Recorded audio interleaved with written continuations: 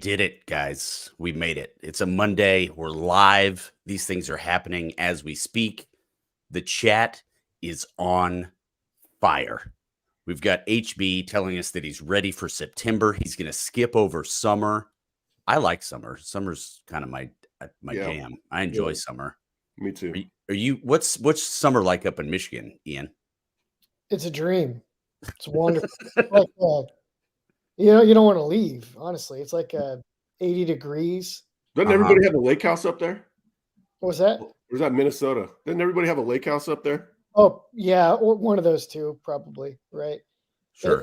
It'll cool down to like 60 at night, heat up to 80. There's like maybe a week where you get bad heat in the 90s.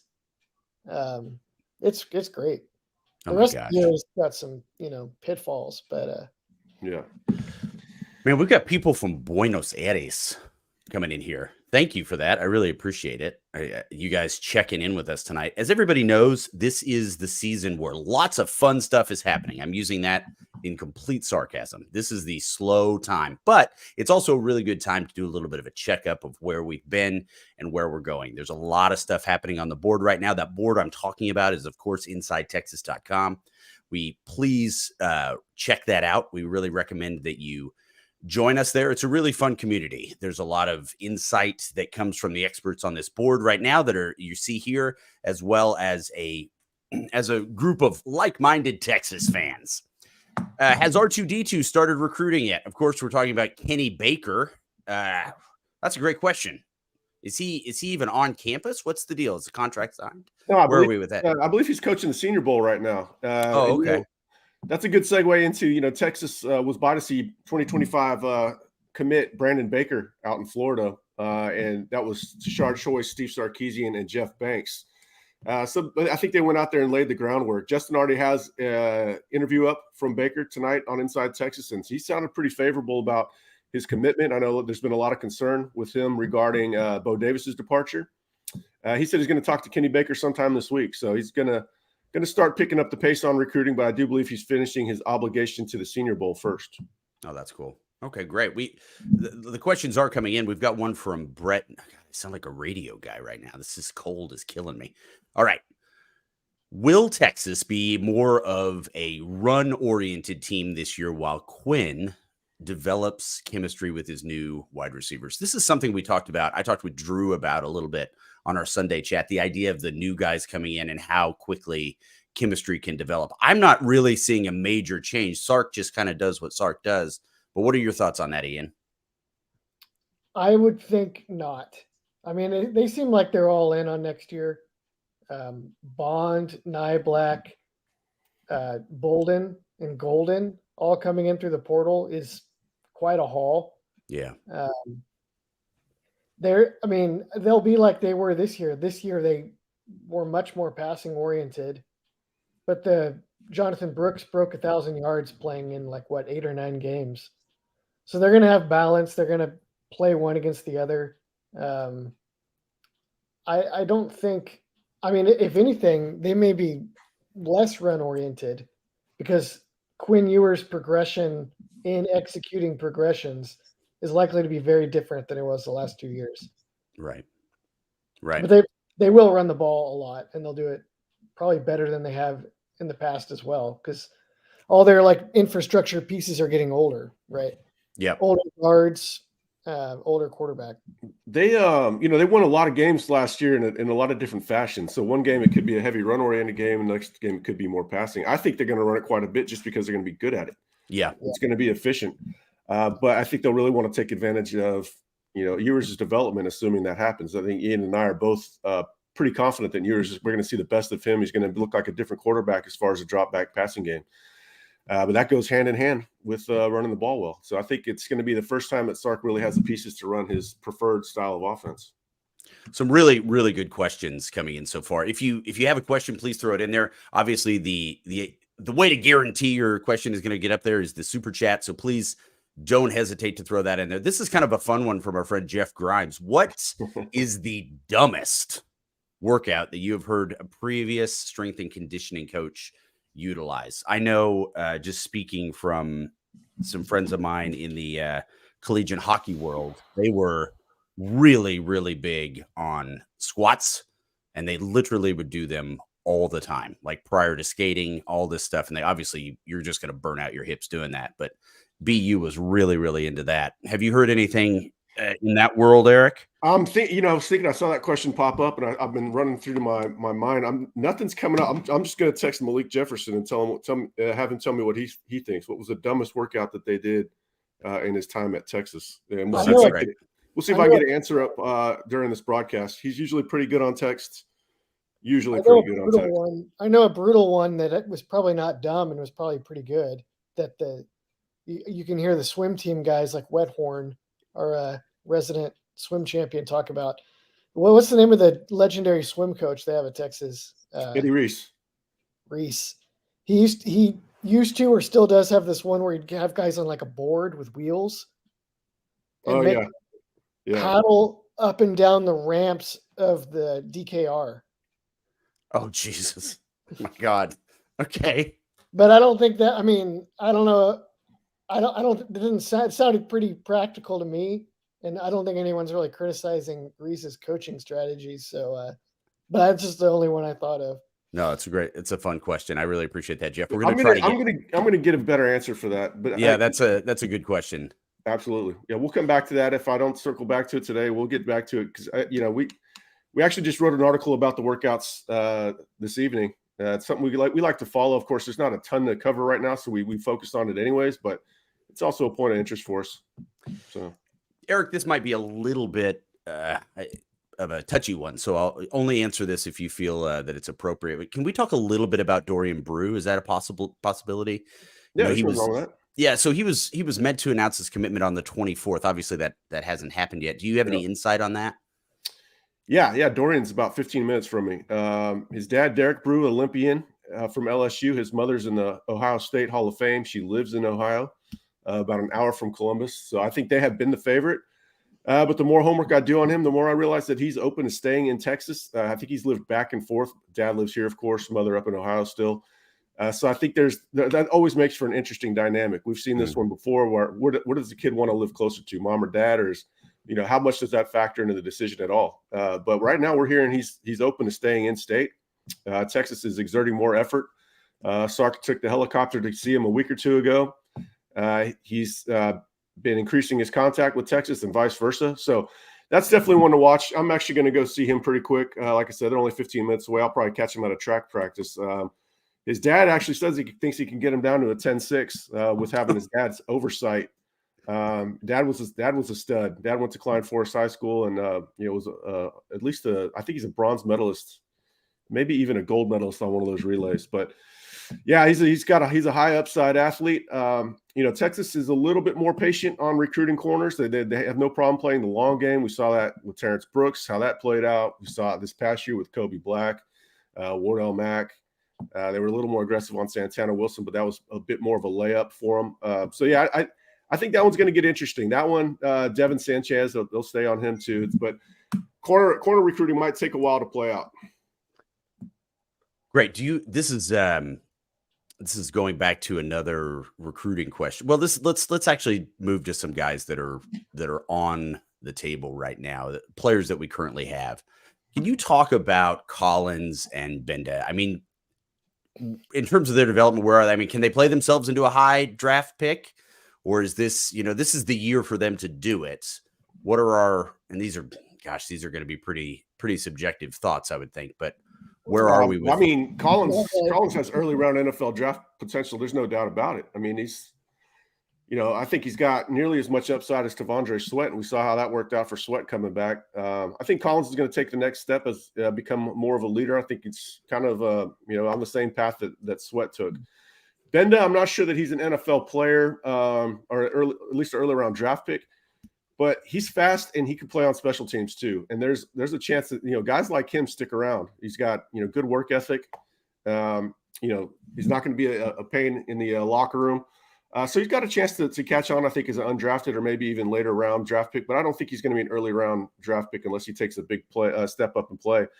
It's going to be tough for those guys to see the field, honestly. I mean, you're going to have Maurice Blackwell competing with them now. Kendrick Blackshear, I think we'll talk a little bit more about. So it's not it's not the easiest path to the field for Benda, but Collins can certainly get drafted early. What do you think, Ian? Benda's kind of in that sweet spot where he has the right measurables and skill and attributes to be a good college linebacker, and it doesn't translate well to the NFL. Like short, quick guys that know where to be and can blitz translate a lot better in college than in the NFL, where you got to be able to beat blocks by big linemen. You got to be able to. Yep, he likes length. Tackle. Yeah. No, that's always been that. But Collins has no such issues with length, and Collins can fit a couple different defenses too. So I think Collins is going to get drafted in the second or third round at worst next year. But he's got first round potential. He's an athlete for being so big. Let's talk a little bit about some of the players that we've brought in.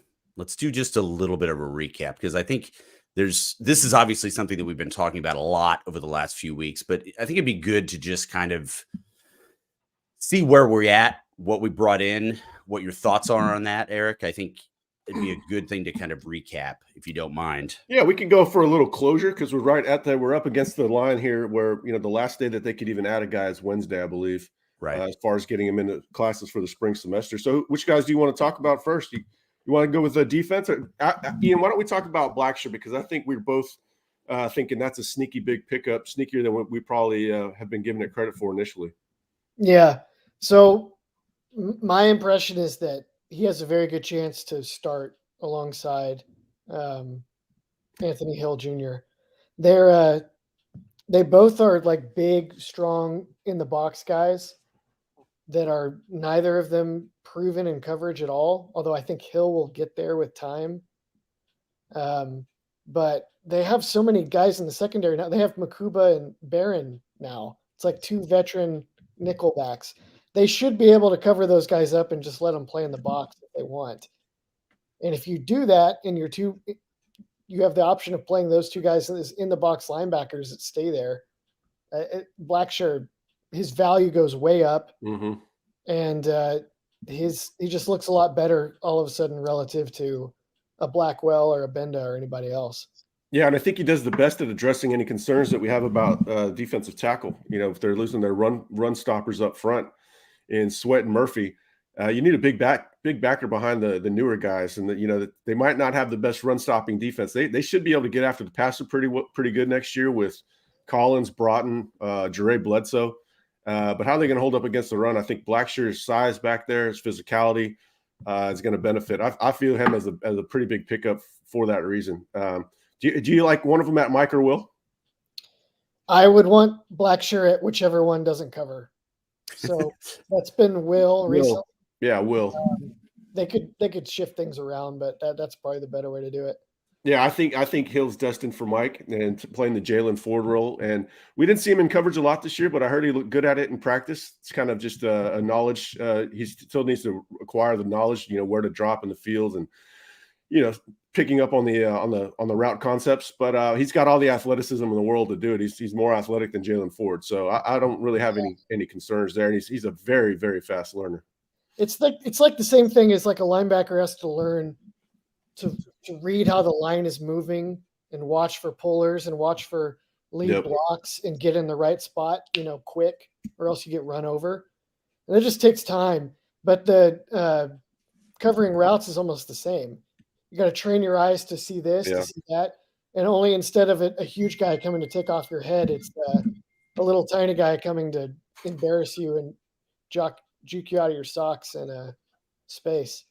So I think Hill, like you said, he's more athletic than Ford. He could do it. It's just a matter of he's never had to before. Denton Ryan did not ever make him do that. They treated him like Alabama did Blackshear and just left him in the box. Right. So, all right, let me let's get back to that question from Jeff Grimes. The dumbest workout you heard of a previous S&C. Malik Jefferson chimes in, LMFAO, the 2 mile 15 timed run. That is stupid for football. That is stupid. Football is played in short bursts, not in 7.5 minute miles. Oh my So, God. so I get that one. So there's your answer, Grimes, from Malik Jefferson. That's fun. We might have to bring in Malik impromptu more often. Yeah, I have to I really have to question the metrics that they're looking for there in a 2-mile run. Yeah, that sounds like a let's see who was on 6th Street. Yeah, it could be that could be one that they did like the day after they got back from spring break. yeah. That sounds more punitive than it does anything else. Yeah. So, Can we talk a little bit? This is a question about our new linebacker hires. We were just talking about Blackshear a little bit. What do we know about Nance's development history? Do we have any insight into the players that he's specifically developed and moved forward? He's got that linebacker right now, Jacob Manu, who's all conference, all Pac-12, came in as a 3-star. I didn't watch a ton of Arizona this year. I watched their best game, the most important game, beating OU. But that's about it. He's known as a good developer and a great recruiter. That's his reputation. But I don't really have firsthand knowledge of that. Like I'm gonna gain over these next few months. Right. Looking Manu into sorry. Go ahead, Ian. Manu is like a best case scenario of Benda. Yeah. 5'11", 225, but he knows where to be and he's really quick on blitzes. So he definitely got the most out of that kid. He's coached D-line, linebackers, and running backs. So he got to assume that he's got a feel for the angles and the geometry of box play. Yeah, to be able to coach it from so many sides. I think a new set of eyes is going to be good for Bennett. It's always good. It's you don't want to lose a good quality coach like Choate, but getting different perspectives. Sometimes a coach can take a player as far as he can go, and they hit a wall on the development, and then a new coach can kind of come in and try some different things, or maybe see different things that might work for a player. So it'll be interesting to hear about Benda. But it's Benda coming back is just huge for the locker room. The guy's one of the hardest workers on the team. He's a maniac in the weight room, and with that young linebacker room, that's having that leadership is big. But yeah, him and Benda and Blackshear in the weight room would probably be something to see. Oh my God, yeah, this is massive dudes. You should know, Ian, that there's some people in the chat that really want to protect you. So I will leave you alone for the remainder of this call. Let's move on now to we've got some potential draft picks in this upcoming class. Who do we see as our favorites for potential draft picks? Quinn Ewers. Okay, good. Yeah, I think we'll go there. Quinn's going to be a first-round draft pick. I feel pretty good about that. Alfred Collins can move his way up for sure. Kelvin Banks maybe had a slight drop in play as a sophomore, but the talent's still there. I know he's dinged up some, but I think he's a 3-year player most likely.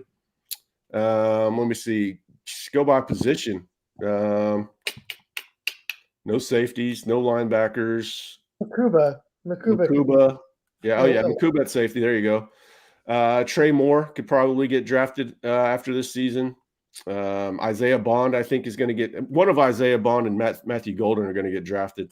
But perhaps even both. The coaches really want to keep this assembly line going, make it kind of a proof of concept to the portal where you can get really good wide receivers. Hey, if you need your one shot to get to the NFL, we're the team to get you there.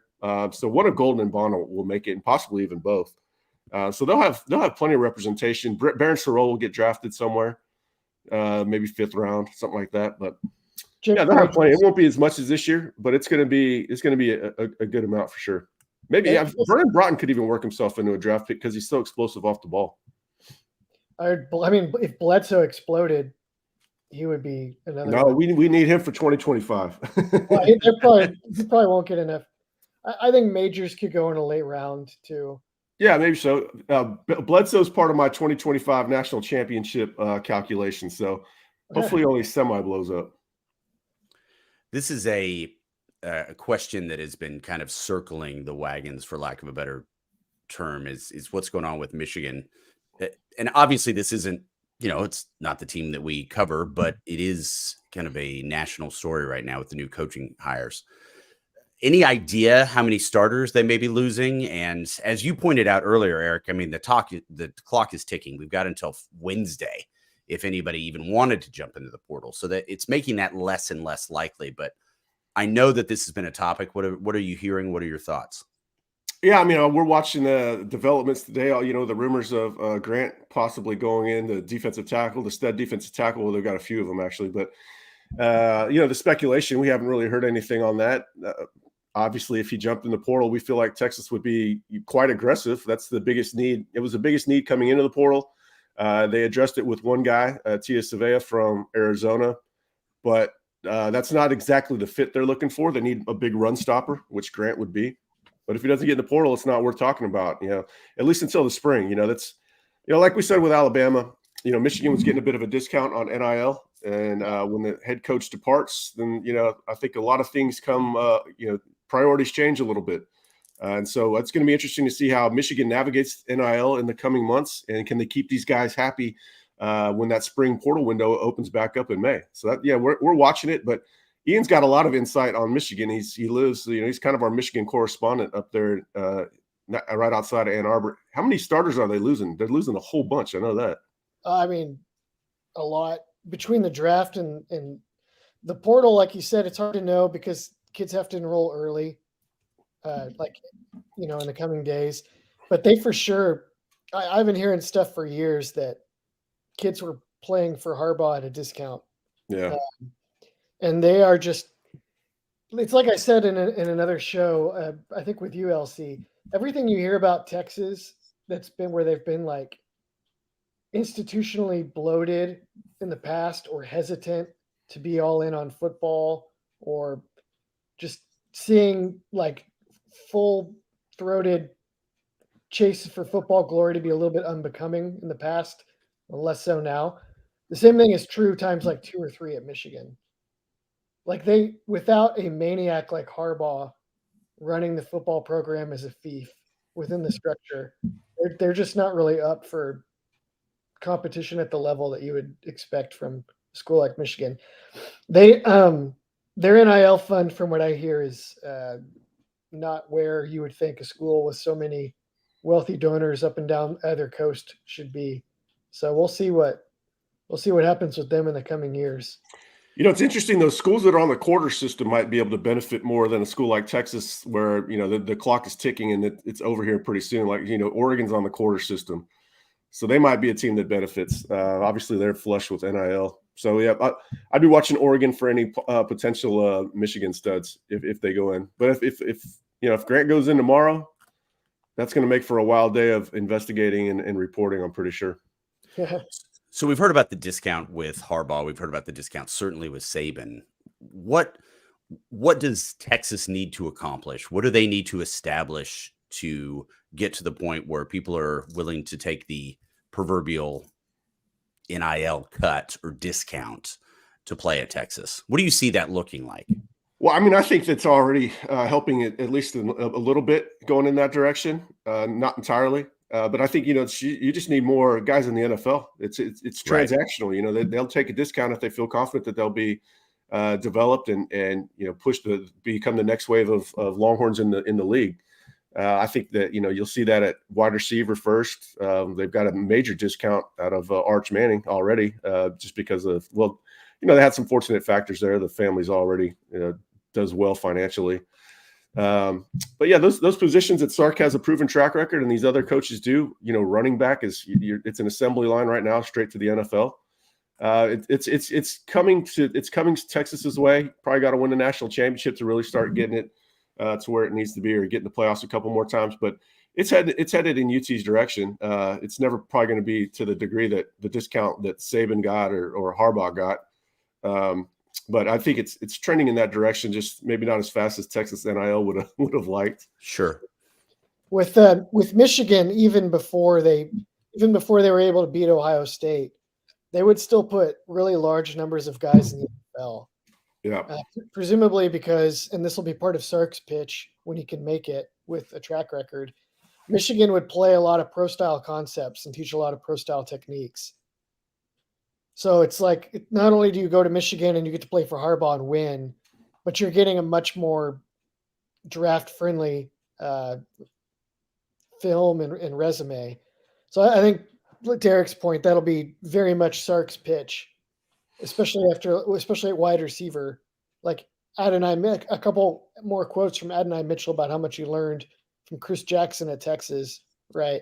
And Yeah, then it's like, hey, come here. Maybe we won't pay you, or maybe we will, as much as some other school. But when you go 2 rounds higher in the NFL draft, you're going to make it back and more.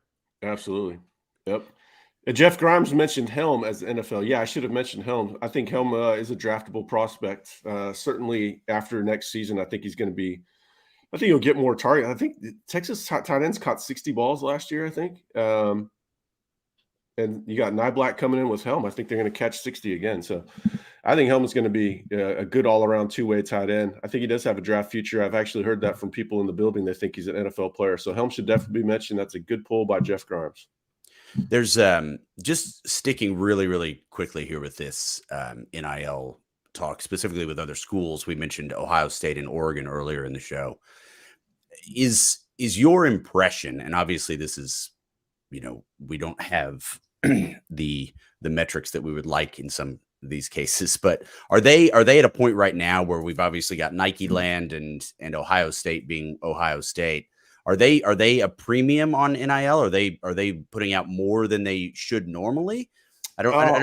Oregon's paying a whole lot. They're not getting a discount as far as I can tell. They definitely didn't approach the Jabbar Muhammad recruitment like they were going to get a discount. Right. I don't know the specifics on Ohio State. They definitely seem to have their stuff organized up there. The running back out of Ole Miss was surely not cheap, but Yeah. I haven't heard anything. Texas didn't really go up against Ohio State for a guy this year. Otherwise, I would have learned more about them. That's why I know about Oregon, because Texas was competing against them for Muhammad and Jamari Caldwell. So yeah, Oregon's definitely not afraid to come off with some cash. I don't know about Ohio State, but just getting Caleb Downs and the running back out of Ole Miss, that was a lot. So yeah. Texas isn't paying more than I tell that to everybody that'll listen, because it's kind of the national perception is that Texas is far out and away above out in front of everybody, and that's just not the case. They're good and they're competitive, but they're not. It's not like they're breaking the market or resetting the market like Texas A&M did in the 2022 recruiting class, or what Oregon just paid for Jabbar Muhammad would surprise people. Let's do a little bit of a transition here. One of the things I think is really important, again, is that we mentioned to you that a lot of this is coming from InsideTexas.com. So these are two of our main contributors. We've got our managing editor, Eric Nallian here, and Ian Boyd. Please check us out. It's $1 for the month. 1 month you get for $1. Let us earn your business. Now, one of the articles that you're working on right now, Ian, is to do with Makuba and Barron. Barron's been thrown around a little bit in the chat, not necessarily in a favorable light in some instances. Can you talk to us a little bit about your thoughts there? Well, Barron is the best all-around defensive back on the team. Getting him back was huge. Michael Huff seems to think that he's pretty good. Handed him the number 7 jersey for that video that Barron cut on returning to Texas for another year. I think he played nickel for Texas for the last 2 years. And I think the expectation was that would help his draft stock, but it may have hurt him a little bit just because you don't get to show off cornerback athleticism as much at nickel, and you get more exposed to physical punishment. Mm-hmm. So he's playing Eric, 2/3 of the season he was dinged up in some way or another. Yeah. He played through a lot of stuff that was not well known. So, and then they have Makuba, who's very good in his own right, and seemed like he would be a credible replacement for Barron until Barron decided to come back. Between those two guys, they're already so far ahead of where they needed to be to get better next year in the secondary. I think Barron will get some looks at corner. That's kind of was the appeal for him coming back and the pitch. But at the same time, if they need Makuba at safety, that means they'll need Barron at nickel, and so there's kind of a cascade effect there. So that's what they got to figure out this spring. Exactly. These are your two best guys. You got to figure out the best way. What deployment gets the most out of those two, so that you can start developing all these other young guys to fill in roles around them. That's how I see it. That's what I'm writing on for tomorrow morning. Everybody come check us out tomorrow morning, and I'll be breaking that down. But they're extremely versatile. Like Mukuba could play nickel or either safety spot and be as good or better as what Texas had there last year. Barron can play nickel again and continue to be the best nickel they've had since Quandre Diggs, or he could go out to corner and maybe put together a draft grade there. So those two guys are huge for next season. Love We've it. got our first super chat from our friend Justin Yarbrough. He wants to know specifically from you, Eric, if we have any chance of cracking the top 2 in this year's recruiting class. He did have that number one class at USC. It's obviously a rare thing to get that number 1 class. What are your thoughts on that? And again, thank you, Justin, for the super chat. Those are a great way to guarantee your question is going to get answered. So thank you so much for that. The class sets up well for Texas to have a high ranking. They have a lot of highly rated targets on the big board, pretty much at every position. They're taking a solid quarterback already. I think he's probably a little underrated, actually, in KJ Lacey. They're going to go pretty big at defensive line. You can see, there's a lot of highly rated defensive linemen that they're after. There's a lot of highly rated defensive backs, like always. Their wide receiver class could shoot the moon with highly rated players. So I do think they're going to be in contention for it. There's a lot of offensive linemen in the state that are highly rated, more so than typically. So I think they're going to be in that conversation for the top 2 or 3. I don't think it's quite going to be the number 1 class. I don't think they quite have that push that they need behind them at this point. But I think they're building towards that. It's going to be a fun cycle. It's going to have its ups and downs, like everyone does. Nobody lands all their targets. But they're kind of built out a personality here where we can expect them to have a pretty big June and July. The June official visits are going to tell us a lot. We like to say the June story. July tells the June story. It's a lot easier to write than say. But all the recruiting that they do between now and June tends to pay off in July. I think they're laying the groundwork for it. They might be a little bit more patient than some fans would like, but that's a proven approach that they have working for them. Tight end, I see Craig Johnson asking about Jack Van Dorselaar from South Lake. That tight end is another position in Texas that is incredibly talented. Keati Armstrong at Jasper is a strong chance. He's a big inline tight end that's a good receiver as well. And then you've got Nick Townsend, who I think is sensational, probably a top 75, top 50 player in the country out of Spring Decaney. I don't even think On3 has him rated yet. So that, it's a talented class. So Jack, I think they kind of backed off of Jack a little bit. He is a good player. There's no doubt about it. But tight end is another class. They've got a lot of really talented guys at the tops of their boards, pretty much at every position. Linebacker Johnny Nanson's got an excellent opportunity to punch hard in this first class. He's got all these contacts out west. He's got a really favorable big board in state. So I think the class sets up really well for Texas to finish top 3. I don't think it's going to be number 1 this cycle, but I think they're building towards that, and you could possibly see that in the next year or 2. What Eric, does that? They have to go national to finish that high, right? Because they're going to have to hit on. They're going to have to hit on some D linemen probably nationally. Wide receiver, they don't really have to go national, but they're looking at Marcus Harris out of Modern Day. They got DeCorian Moore, who there's certain guys that they're going to have to get if they want to crack that top 1 or 2. They'll have to flip DK Moore from LSU.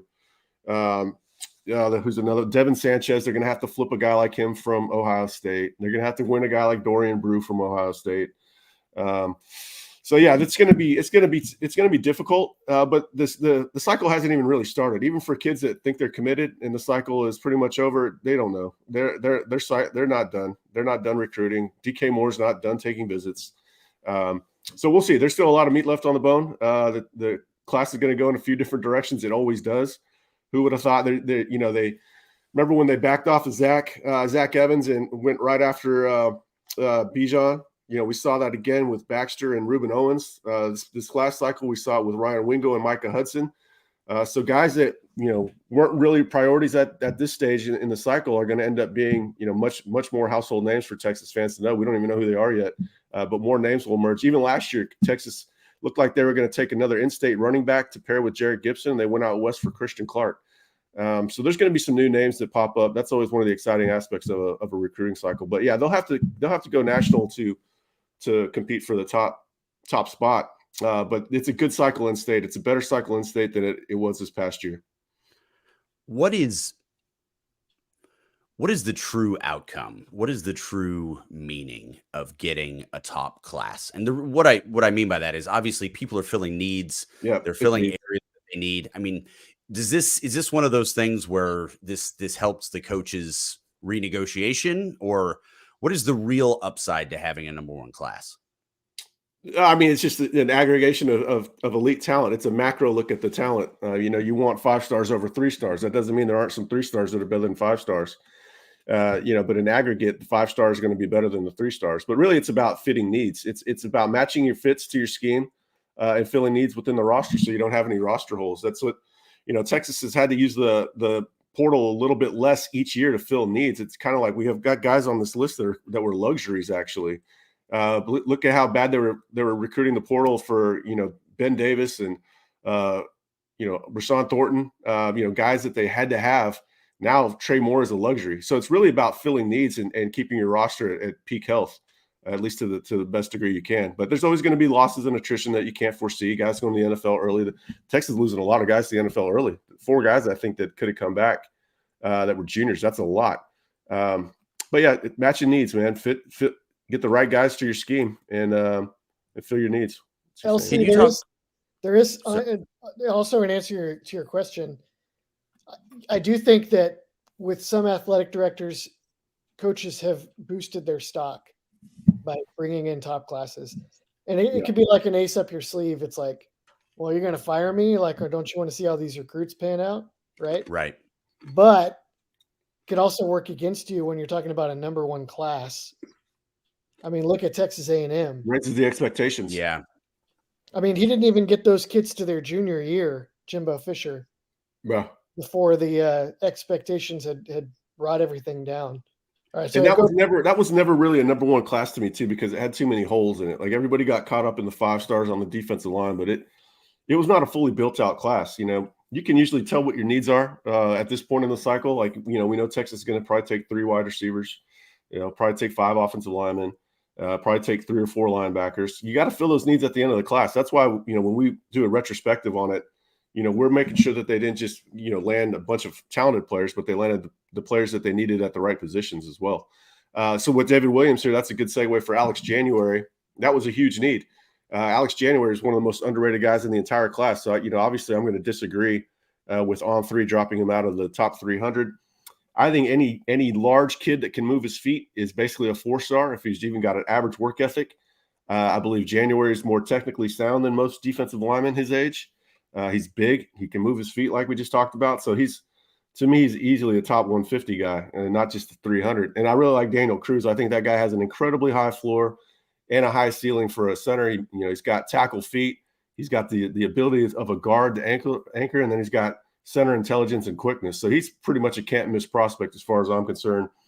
And Kyle Flood would laugh at that ranking. Kyle Flood treated Daniel Cruz like a 5-star. Everybody's going to have their own opinions, each their own. I don't really get all caught up on what others think about Texas's prospects because I have a lot of trust in my own thinking. But rankings are fun. It's for people to discuss and cuss and discuss. But it's just one man's opinion. They're meaningless once the guys hit the program, and most of those guys are already in the program. Speaking of opinions, we got a really positive one for those of you that aren't with us on Inside Texas. We brought in Coach Williams to the team, who's already started to really bring some, frankly, pretty great insight, specifically in the offseason, what's going on with the players, how the schemes are being put into place. It's a great pickup having Charlie Williams on the team. So it's good. We really appreciate you noticing that because he's certainly a massive pickup for us. It's going to be fun to see where he goes because he's got a lot of connections in Dallas, and he's going to get on some big recruiting scoops later this summer. I could tell a lot of contacts in that community. A lot of people are excited to see him with Inside Texas. I know he ran into the Texas coaching staff the other day. He said they told him he was the enemy now. Even they said that jokingly, of course.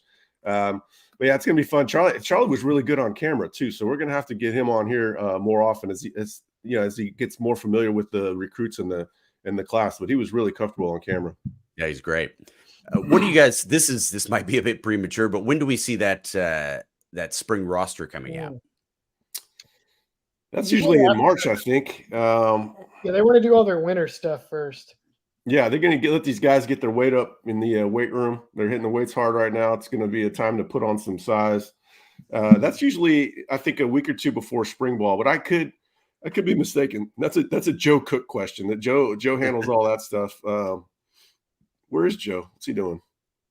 Joe's got a basketball game. Oh, that's right. Maybe I should start texting him and Malik too. There you go. Well, we want to thank the 209 people that checked this out. I really appreciate you watching this. We'll get you over to the basketball game real soon. But this is a question that's come up a lot. We specifically to do with Majors.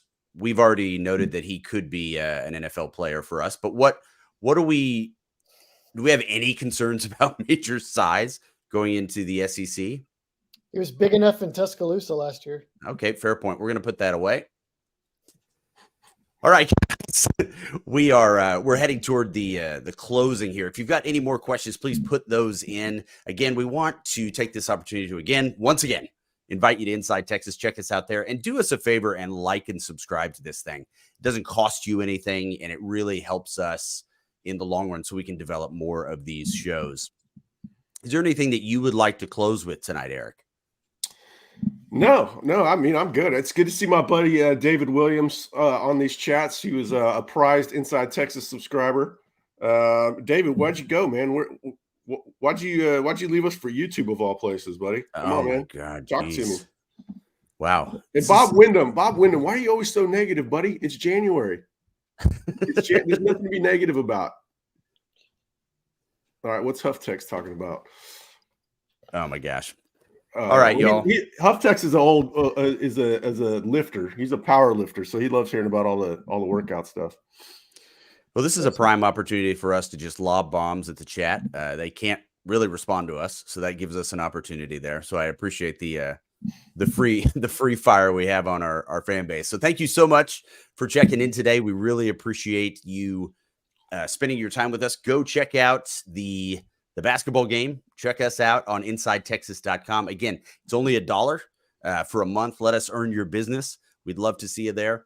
And if you've got nothing else, Ian, we will say good night. Good night, everybody.